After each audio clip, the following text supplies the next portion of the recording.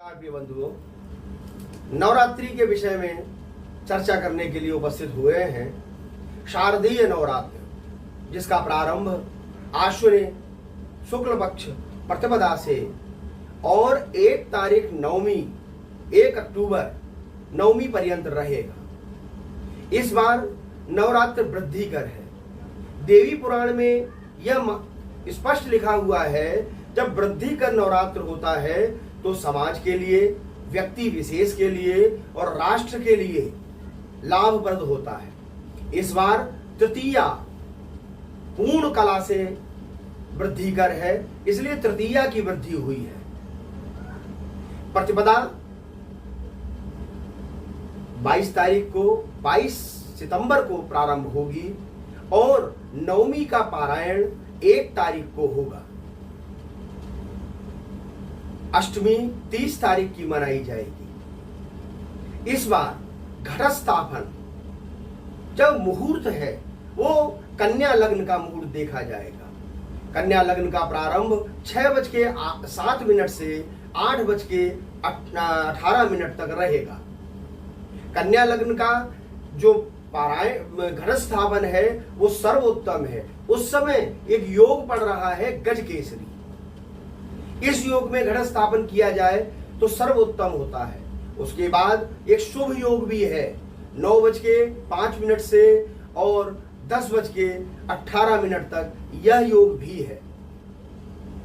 इससे पूर्व घट स्थापन नहीं करना चाहिए, क्योंकि इस बार जो मुहूर्त पड़ रहे हैं उसमें घट स्थापन के लिए विशेष सावधानी भी की जाए तो सर्वोत्तम रहेगा।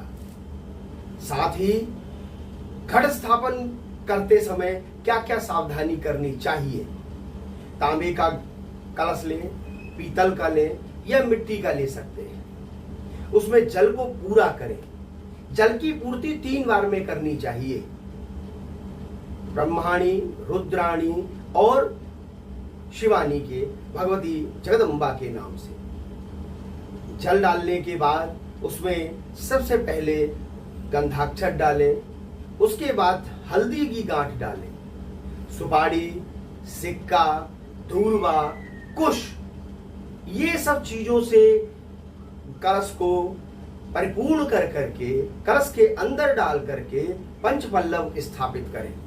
पंचपल्लव स्थापित करने के बाद फिर पूर्ण पात्र रखें। पूर्णा दर्भिपरापत स्वपूर्णा पुनरापत वष्णेव विक्रीडावहा इह मूर्जगुं सतक्रतो।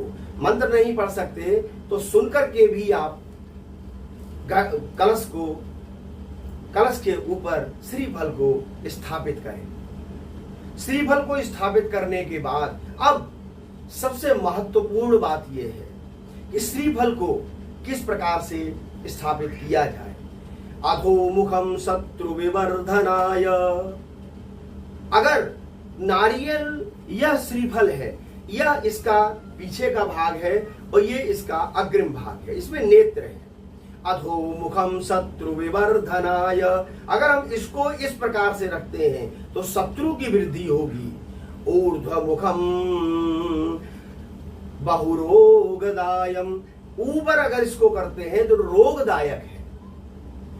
अब प्राचीमुखम पूर्व, यानी इसको पीछे करें, पूर्व की तरफ इस नेत्रों का मुख हो। प्राचीमुखम वित्त विनाशनाय। अगर इस नेत्रों का मुख पृथ्वी देवी जी की तरफ हो और यह पुक्ष का मुख आपकी तरफ हो तो धन हानि होती है। अगर नेत्रों का मुख सम्मुखो धन ऐश्वर्य लाभ। अगर सामने नेत्र होते हैं तो धन, ऐश्वर्य और सभी सुखों की प्राप्ति होती है। नेत्र भगवती का स्वरूप है, इसलिए नारियल स्थापित करने के समय यह जरूर ध्यान दें। नारियल में लाल कपड़ा बढ़िया से लपेट करके और कलश पर सामने की तरफ स्थापित करें कि नेत्रों का, आपके नेत्र आपके सम्मुख होने चाहिए। यह सुख, समृद्धि और ऐश्वर्य को प्रदान करता है। अब भगवती जब आती हैं तो किसी न किसी वाहन पर जरूर आती है। इस बार जगदम्बा भवानी महाकाली, महालक्ष्मी, महासरस्वती माता दुर्गा जी का जो वाहन है वो हाथी है।